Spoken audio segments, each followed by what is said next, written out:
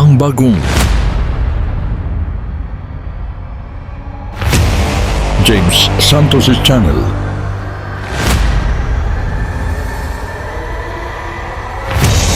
Bagong tema, bagong boses, may komentaryo. Ang pangangaral ni Brother Eli Soriano.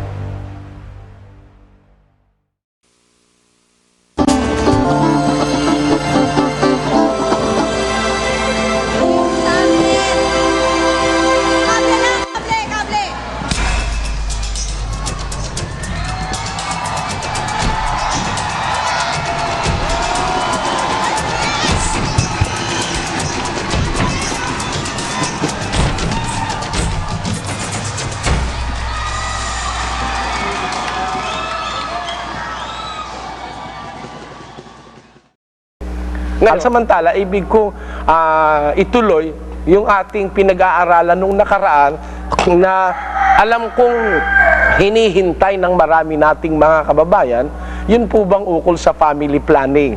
Yung paggamit ng IUD, ng condoms, ng mga pills, at ng iba't ibang mga contraceptives na naimbento ng mga doktor sa ating panahon para pigilan ang pagdami ng isang pamilya sa pamamagitan ng kanilang tinatawag na mga artificial method of family planning. Ngayon, ayon po sa Biblia, mga kababayan, na ating napag-aralan ng nakaraan, hindi po masama ang magplano ng pamilya. Ang totoo, ang Diyos ay isang Diyos na ang kanyang ginagawa'y may planong lahat. Ang totoo, it is not just a plan. There are various plan. Inuulit ko po, kung ang Diyos ang ating uusisain, biblically, although hindi natin nakakausap ang Diyos personally, through His words in the Bible, He is manifesting His will, yung kanyang pakikipag-ugnayan sa atin. At naniniwala ako sa pagbabasa ng Biblia, nakita kong ang Diyos pala, kung gumawa ng plano, hindi iisang plano lang. Mayroong ikalawa, may ikatlo. May plan A, may plan B, may plan C. At yung patutunayan ko po sa inyo, mga kapatid, na talagang ang Diyos ay may plan A. Ang plan A ay ganito: lalangin natin ng tao ayon sa ating larawan, ayon sa ating wangis. Sabi sa tao nung malalang na, huwag kang kakain ng punong kahoy, ng pagkakilala ng mabutit masama, sapagkat sa araw na kumain ka niyaon, walang pagsalang ikaw ay mamamatay. Ayon. Sa mga kapatid, ang plan A, ang taong ginawa ng Diyos, ayon sa kanyang wangis at larawan, magkakaroon ng buhay na walang hanggan. Hindi mamamatay. Kaya lang mamamatay pag lumabag dun sa utos na huwag kang kakain. Kaya, yung kamatayan dumating sa tao, a part of plan B. Ang plan A, originally sila hindi mamamatay. Pero kung lumabag sila at paglalabag sila, may plan B naman. You cannot say that God is unaware. Hindi niya alam ang mangyayari. Ang sabi ng Biblia, meron siyang plano para sa tao kung susunod. At kung susuway ang tao, there is a plan B. Ayun nga, na paglubag ng tao mamamatay. At yan po'y napakagandang plano ng Diyos, na ang taong lumabag, magkakasakit, makakaranas ng iba't ibang kahirapan, kailangan mamatay. Otherwise, you will be suffering forever on earth kung hindi papasok yung kamatayan sa tao. Yan po ang dapat nating maintindihan. Yan ay plan B. Para ang Diyos ngayon maipagpatuloy ang pagmamahal at paglingap sa tao, kailangang isugo ang kanyang anak para tubusin yung kamali ang ginawa ng tao. Ganyan po kung ang Diyos ay magplano. Kaya hindi masama ang pagpaplano ng pamilya, mga kababayan. Kaya lang, yan pong pagpaplano ng pamilya, kung ilan ang dapat na iyong maging anak sa pahintulot ng Diyos. Halimbawa, isang lalaki, isang babae, o kaya dalawang lalaki, dalawang babae, hindi masama na yan isipin ng mag-asawa. Pero it is for God to establish our plans. Ang Diyos ang nagtatatag niyan. Pwede kang hindi magkaanak, na marami, pwede ka ring magkaanak ng marami, kailangan lamang sa pagsang-ayon ng Diyos. Kasi dito po sa Biblia, sa 16 ng Kawikaan, mayroong ganitong pangungusap. Sa 16:9, ang puso ng tao ay kumakatha ng kanyang lakad, ngunit ang Panginoon ang nagtutuwid ng kanyang mga hakbang. Maliwanag po na ang tao'y nasa kanya ang pagbabalak. Pero ang Panginoon ng wika ang nagtutuwid ng kanyang mga hakbang. Kaya sa pagkatha natin ng ating lakad, tayo kakatha. We are to do the planning, but it is God who will establish our plans. Ang Diyos ang magsasakatuparan nun.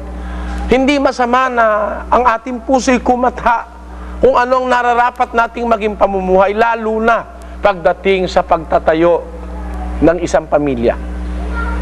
Ang napakahalagang unit o ang napakahalagang institusyon dito sa mundo ay ang pamilya. Pag hindi nalagay sa plano, masisira ang pamilya, mga kababayan. At pag nasira ang pamilya, masisira ang sosyedad. At pag nasira ang sosyedad, masisira ang katatagan ng isang bansa. Kaya napakahalaga na ating maintindihan ang mga kalooban ng Diyos ukol sa pagpaplano ng pamilya. At tayo nga po ay nakaraan na sa pag-aaral na yan. Ang ating liliwanagin ngayon ay yung ukol naman sa paggamit ng mga contraceptives. Tama ba ang paglalagay ng IUD, yung tinatawag na intrauterine device? Yung paggamit ng condoms, yung paggamit ng mga iba't ibang pills, yan po ba ay karapat-dapat? Una, ibig kong ipakita sa inyo ang punto na ating napag-aralan nung nakaraan. Ang pangunahing pinakamabisang paraan ng pagpaplano ng pamilya ay ang pagkukontrol, self-control ng bawat individual sa isang mag-asawa. At natatandaan pa ninyo, ang sabi ng apostol na si San Pablo, at ibig ko pong uliting muli, huwag magpigil ang isa't isa, malibang kung pagkasunduan sa ilang panahon, upang kayo mamalagi sa pananalangin, at muling kayo magsama, baka kayo tuksihin ni Satanas dahil sa inyong kawalang pagpipigil. Dito maliwanag na ang pinakapangunahin ay magpigil, sapagkat tutuksuhin ni Satanas ang mag-asawa pagka sila'y nawala ng pagpipigil. Yung self-control. Ngayon, kung gagamitan po natin ng mga artificial method, lumalabas, mawawala po ang pagpipigil. Kasi, anytime you wanted to have a contact with your wife or with your husband, because of the knowledge that you will not get pregnant o hindi ma-fertilize ang babae, ang egg sa babae, lalabas na mawawala ang pagpipigil kasi alam mo, meron ka nang nakasuot na IUD. Alam mo, meron ka nang ganon at ganire. O halimbawa, ang lalaki naman nag-undergo na ng tinatawag na vasectomy, kaya kahit na kailang panahon ay pupwede siya na magkaroon ng contact sa kanyang asawa. Nalalabag yung pangunahing aral para huwag tuksuhin ni Satanas ang mag-asawa, ay kailangang magkaroon ng pagpipigil. Napakaganda po kung matuto ang tao ng self-control sa lahat ng bagay, maging sa pagkain. Pag nawala ka ng pagpipigil, kakain ka ng kakain, you are butchering yourself. Sabi nga nung isang surgeon na kilala ko, most of the people today are butchering themselves on their own dining table. Kinakatay nila ang kanilang sarili sa mismong hapagkainan. Pinapatay nila ang kanilang sarili dahil sa kawalan ng tao ng pagpipigil sa sarili sa pagkain. Ganon din sa pagkagalit. Nagkaroon lang ng gitgitan sa traffic, bumaba yung isang mainitang ulot, nagitgit siya ng taxi, binaril ang isang kawa-awang naghahanap buhay. Patay. Bakit yan po ay nagkaganyan? Dahil tinukso na ni Satanas dahil na walang pagpipigil, walang self-control sa galit. Marami pa pong bagay ng buhay na kailangan natin ng self-control o pagpipigil sa sarili, self-discipline, at yan po ay isa diyan yung ating sex, yung ating sexual desires, yung mga pagnanasa ng ating mga laman. Isa sa mga pangunahing doktrina ay ang pagpipigil sa sarili. Ngayon, bakit ko po ibig na talakayin sa inyo ang bagay na ito? Halimbawa, yan pong pagpapavasectomy, yung pong pagputol ng dinadaanan ng similya ng lalaki doon sa kanyang sex organ. Yung tinatawag nating vasectomy. Maaaring sabihin ng mga doktor, wala namang makakasama diyan. Ayan naman ay puputulin lang yung supply ng sperm para wag mag-impregnate yung babae. Maaaring sabihin ng doktor na yung paglalagay ng IUD, walang makakasama diyan. Yun pwedeng sabihin ng mga doktor.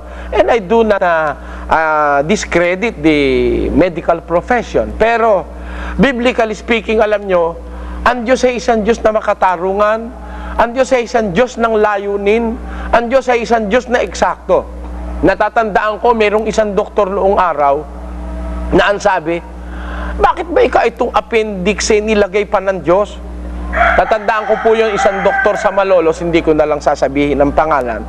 Wala naman silbi itong appendix.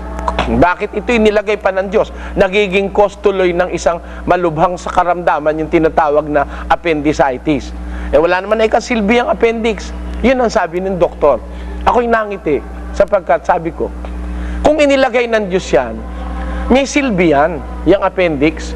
Yun ho bang pinakadulon-dulo nung isang nakausling dulo ng ating bituka na yun ay namamaga. Sabi ko, may silbi yun sa loob-loob ko. I do not want to argue with the doctor. Sabi ko na lang sa sarili ko, siguro itong doktor na ito hindi naniniwala sa katalinuhan ng Diyos. Bakit nilagyan pa appendix? Wala naman silbi yan. Para bang yung kilay? Yung kilay, inilagay ho ng Diyos yan. Maaari sabihin mo, ano silbi niyan? Napakaraming silbi ho niyan. Unang-una, yung iyong beauty, yung iyong kagandahan. Alisin mo ang kilay mo at mukha kang multo. Ikalawa, yung pawis na bumabagsak mula sa noo, kung wala ang kilay, dire-diretso sa mata yan, mahapdi. Yan po ang ibig kong ipakita sa inyo, mga kababayan. Ngayon, ano ibig kong sabihin? Yung appendix, meron hong hulugan yon. Sa aking analysis, hindi ilalagay ng Diyos yung kung walang kahulugan. Kagaya ng mga damo-damo yan. Meron nung mga kahulugan yan, ba't nandyan yan? At yan ikabubuti ng tao. Ngayon, yung nagsasabi na yung appendix daw walang silbi, naisip ko tuloy, mga kayo nga ang appendix kung natuklasan nila na ang ikinasasama noon yung nagkakaroon ng bato, kakaroon ng mga buhok-buhok na hindi matunaw, nasasaksak sa appendix, kaya tuloy namamaga. Dapat maintindihan ngayon ng medical science na talagang mahalaga yung pag-iingat sa pagkain. Na kung kakain ka, huwag mo kakainin yung bato, huwag mo kakainin yung buhok. Gaya ng sinabi ni San Pedro, na hindi ako kumain kailanman, Panginoon, ng bagay na marumi o karumal-dumal. Kaya isang maituturo ng appendicitis o ng appendix, sa pagkain natin, dapat na tayo maging maingat, mga kababayan.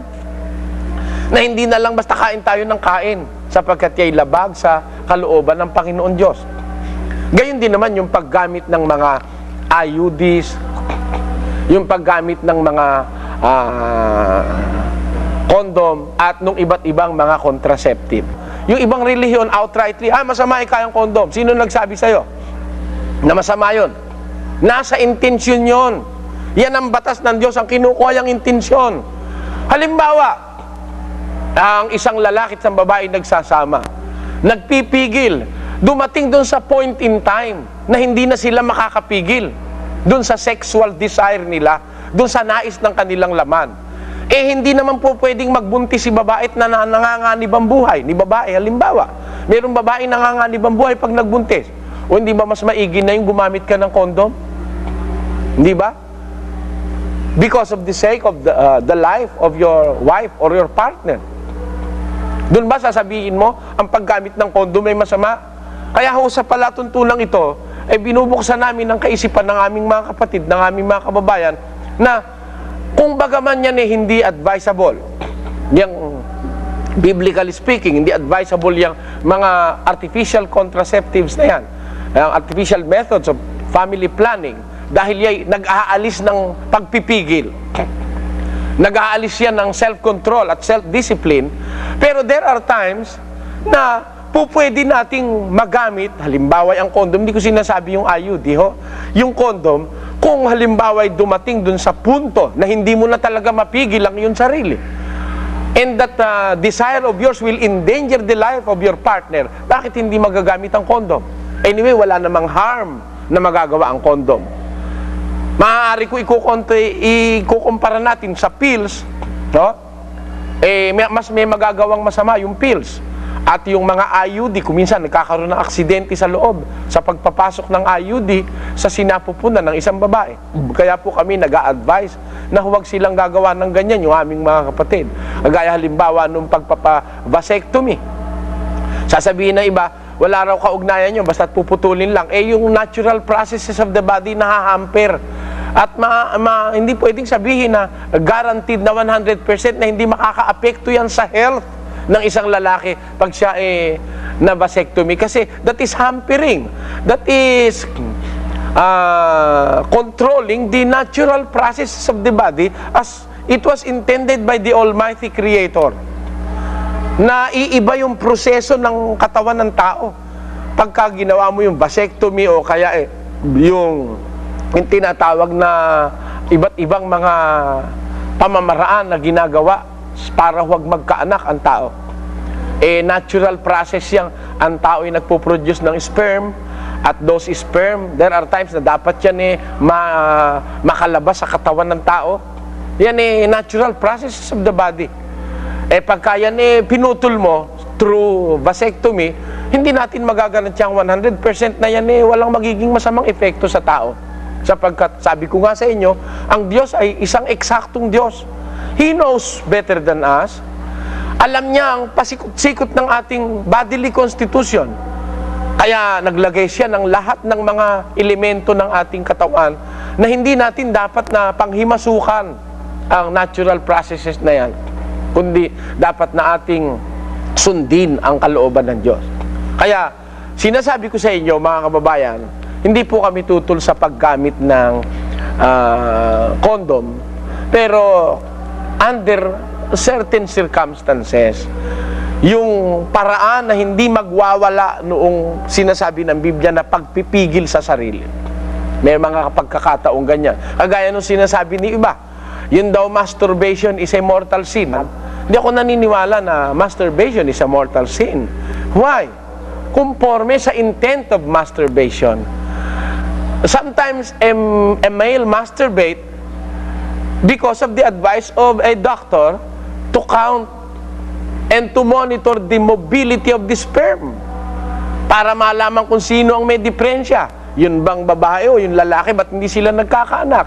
If you subject yourself to diagnosis with an expert, he will advise you to masturbate, to give you for you to give him the sample of your sperm. Paano mo sasabihin that masturbation is a mortal sin? Under certain circumstances, you can masturbate without defying any law of God and of nature. Bakit to? Nasa intention yon. Ganun ko po ibig makita ng ating mga kababayan ang paggamit ng kondom. Hindi po napakasama niyan kagaya ng paniniwala ng ibang religious leader. Conforme sa sitwasyon at conforme sa intensyon. Kaya lang, I disapprove the use of other kagaya nung IUD, kagaya ng mga pills, somehow, sometime, that will affect the normal processes of the body. Wala hong doktor na pwedeng gumarantiyang walang epekto yung vasectomy, yung pag-take ng pills, etc., etc. Wala po. Experience teach us na talagang on the process, sa kahabaan ng panahon, natutuklas ang may masasamang epekto na nagagawa yung mga iniimbentong mga gamot at mga pamamaraan ng tao. Walang pinakamaganda kundi sumunod tayo sa paraan ng Diyos, which is self-discipline at self-control. Unang Korinto 7:3 hanggang 5. At kung nagustuhan ninyo ang napanood ninyong video, please like, subscribe, share, and comment. At maraming salamat sa mga sumusuporta sa pamamagitan ng GCash. At marami pa kayong mapapanood na hindi pa na-upload sa internet. Maraming salamat sa panonood.